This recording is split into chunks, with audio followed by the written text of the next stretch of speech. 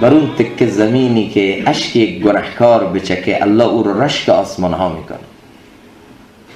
اون سرزمینی که بر اون اشک و آه یک گناهکار بلند بشه الله اون سرزمین رو متبرک میکنه. تو مسجد النبی یک ستون هست به نام استوانه ابو لبابه. پای این ستون اشک یک گناهکار چکیده. ابو لبابه بعد اینکه خطا و گناهی کرد قصهش مفصل، آمد خودش رو به ستون مسجد النبی بست. خدایا بی انصافیه که تو از من ناراض باشی و من راحت بخورم و بخوابم و کنار زن و بچم بخندم. من اینجا تو خانت میمونم تا تو از من راضی نشی بیرون نمیرم. 2 هفته خودش رو به ستون مسجد النبی بست، نخورد نخوابید تا اینکه از شدت اون حالت بیهوش شد. بعد از 2 هفته آیات یعنی براعت او توسط نبی پاک علیه السلام الله سبحانه و تعالی او را اعلام کرد. حالا این ستون بالاش نوشته شده استوانه ابو لبابه، تو روضة من ریاض الجنه هست. الله توفیق بده دوستان برن. 2 رکعت نماز امروز همه آرزو میکنن پای این ستون بخونن. این ستون معزز شد چون اشک یک گناهکار پاش چکید. لعنین المذنبین احب الی من زجل المسبحین. الله همونطور که تسبیح کننده رو دوست داره، گریه و فقان گناهکار رو همینقدر دوست داره، بیشتر از اون دوست داره.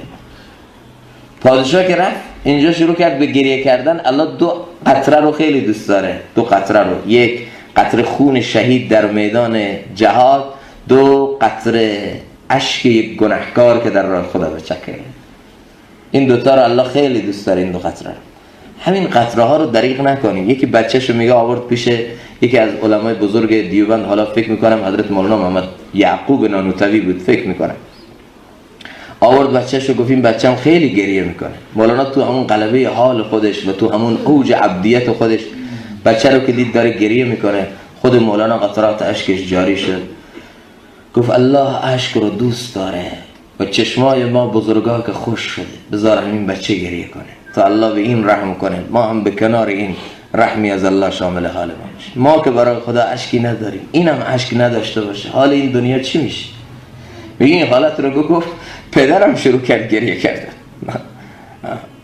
این واقعا وضعیت جامعه ما امروز چطور شده؟ کو اشکی برای خدا، کو آهی برای خدا، کو ربنایی که الله تغییر تحولی تو این جامعه بیاره، کو رهبان باللیل هایی که نیمه های شب بلند می شدن تو جنگ بدر با خدا نجوا داشتن.